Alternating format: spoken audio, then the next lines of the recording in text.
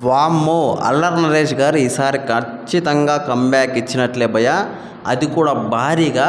నేనేమంటున్నానంటే అసలు ఇలాంటి టీజరు 'అల్లరి నరేష్' గారి నుంచి నేనైతే ఎక్స్‌పెక్ట్ చేయలేదు. మ్యాటర్ ఏంది అంటే 12 రైల్వే కాలనీ టీజర్ అయితే వచ్చింది భయ్యా.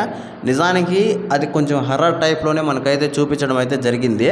అదే అంటున్నాను భయ్యా. నేనైతే నిజంగా ఇప్పటి వరకు 'అల్లరి నరేష్' గారి సినిమాల్లో లవ్ స్టోరీ సినిమా చూశాను. అలాగే కామెడీ ఎంటర్‌టైనర్ అయితే ఫుల్‌గా మనం చూసాము.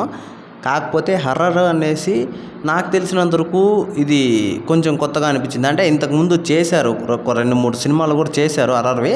కానీ ఆ సినిమాలతో పోల్చుకుంటే ఈ టీజర్ చూస్తుంటే నాకైతే చాలా వరకు సూపర్ అనిపించింది. అలాగే ఇంకోటొచ్చేసి 'అల్లరి నరేష్' గారి లుక్ కూడా చాలా వైల్డ్‌గా అనిపించింది భయ్యా. అంటే కొంచెం కొత్తగా అనిపించింది. అయితే ఈ టోల్‌వే రైల్వే కాలనీ అని చెప్పేసి కూడా ఎందుకు ఈ టైటిల్‌ని మెన్షన్ చేశారనేది కూడా మనకు సినిమాలో అయితే క్లియర్ కట్‌గా అయితే మనం తెలుసుకుంటాము. అయితే మ్యాటర్ ఏంది అంటే మన 'అల్లరి నరేష్' గారు ఇప్పటి వరకు ఇలాంటి జోనర్‌లో చాలా సినిమాలు చేశారు. అంటే చాలా సినిమాలంటే ఒక 2, 3 సినిమాలు దాకా చేశారు. మరి ఈ సినిమా ఎందుకు ఇంత స్పెషల్‌గా ఉండబోతుంది నేనెందుకు చెప్తున్నానంటే ఆయన చాలా రోజుల నుంచి కొన్ని ఫ్లాపులతో అయితే సతమతం అవుతున్నారు భయ్యా.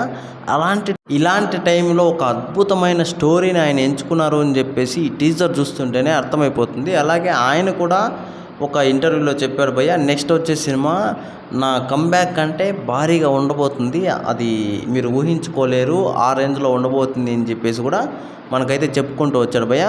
అయితే ఈ నడుమ కొద్దిగా ఆయన డౌన్ అయినట్టు మనందరికీ తెలిసిన విషయమే. నిజంగా ఆయన సినిమాలు ఎందుకంటే కామెడీ ఎక్కువ తగ్గించేశారు ఆయన. మంచి మంచి క్యారెక్టర్లు అయితే చేస్తున్నారు.